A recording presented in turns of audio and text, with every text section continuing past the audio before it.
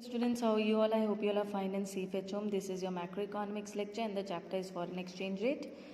Today in this video I am going to discuss with you guys that how exchange rate is determined in the free market.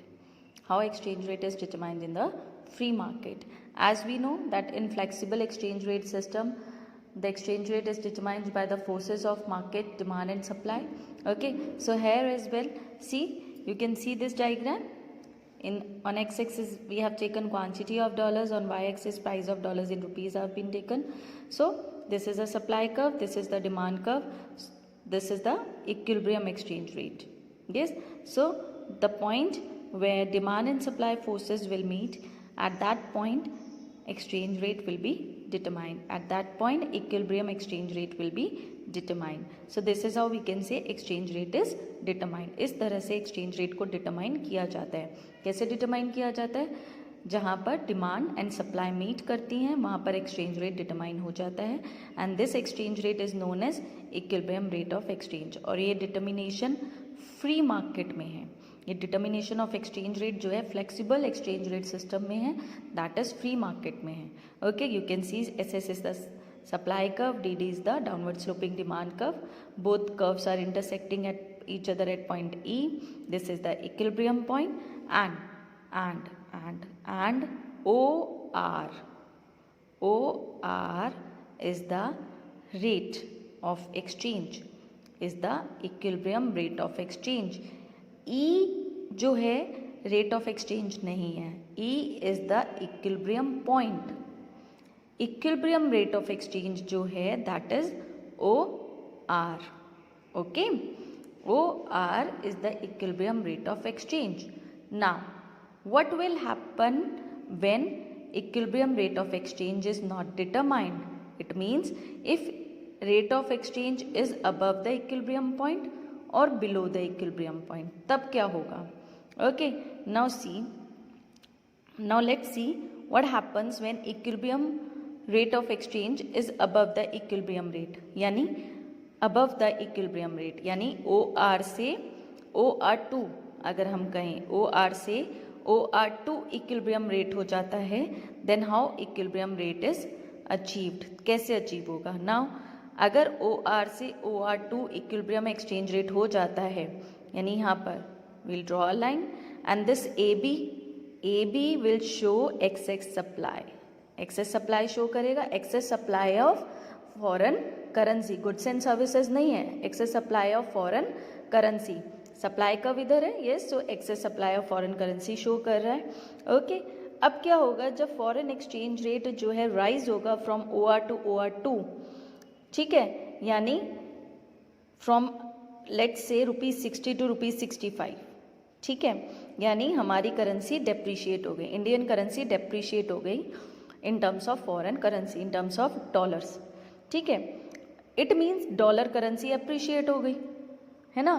तो everything in the foreign country will become expensive for India, यानी कि foreign goods expensive हो गए. तो जब foreign goods expensive हो गए तो इंडिया में उन गुड्स की डिमांड कम हो जाएगी. ठीक है, जब गुड्स की डिमांड कम हो जाएगी तो फॉरेन करेंसी की डिमांड भी कम होने लग जाएगी. यस, एक तरफ तो डिमांड क्या होगी? कम होगी, डिमांड तो कम होने लग गई. उधर as Indian currency has depreciated, Indian currency depreciate हो गई, इसीलिए इंडियन गुड्स चीपर हो गए. जब इंडियन गुड्स चीपर हो गए तो इंडियन गुड्स की demand outside the country increase हो गई. जब आउटसाइड द कंट्री इंक्रीज हो गई तो क्या होगा? Then supply of foreign currency will increase in India. जब गुड्स यहाँ से सब एक्सपोर्ट बढ़ेगा तो फॉरेन करेंसी की सप्लाई भी इंक्रीज हो जाएगी, जिससे सिचुएशन आ जाएगी एक्सेस सप्लाई की इक्वल टू AB. ठीक है, अब जब सप्लाई बढ़ने लग जाएगी फॉरेन करेंसी की, यानी कि डिमांड तो कम हो रही है और सप्लाई बढ़ रही है, तो एक्सेस सप्लाई, पैसा बाहर से ज़्यादा आ रहा है और यहाँ से बाहर कम जा रहा है. जब पैसा बाहर से ज़्यादा आएगा तो हमारी करेंसी एप्रिशिएट होने लग जाएगी धीरे धीरे, है ना. और एप्रिशिएट होने का मतलब क्या होता है? 65 से 60 रुपीज़, यानी कि foreign exchange rate will start falling. Yes, and equilibrium can be achieved. Okay, so this is how equilibrium is achieved when exchange rate is above the equilibrium rate. Now what happens when exchange rate is below the equilibrium rate? अब देखो, if foreign exchange rate falls from OR to OR1, if foreign exchange rate falls from OR to OR1 हो जाता है, अब क्या होगा? OR1 होते ही demand जो है वो राइज होगी. एक्सचेंज रेट कम हुआ, एक्सचेंज रेट कम हुआ, इट मीन्स 60 to 55 रुपीज़ हुआ, it means Indian currency appreciate हो गई. जब इंडियन करेंसी एप्रिशिएट हुई तो फॉरेन करेंसी डेप्रिशिएट हुई. अब फॉरेन गुड्स चीपर हो गए, फॉरेन गुड्स चीपर हुए तो फॉरेन गुड्स की डिमांड इंक्रीज हुई. जब फॉरेन गुड्स की डिमांड इंक्रीज हुई तो इंपोर्ट इंक्रीज हुआ, यानी कि demand for foreign currency has started increasing. Okay, तो डिमांड तो इंक्रीज होने लग गई. डिमांड इंक्रीज हुई, कैसे इंक्रीज हुई? From OQ to OQ2 demand हमारी इंक्रीज हो रही है. On the other hand Indian currency appreciate हो गई, it means Indian goods have become expensive. Indian goods expensive हो गए. अब जब इंडियन गुड्स एक्सपेंसिव हो गए तो क्या होगा? इंडियन गुड्स की बाहर डिमांड कम हो जाएगी, है ना. And then what will happen? Then the supply of foreign currency will decrease.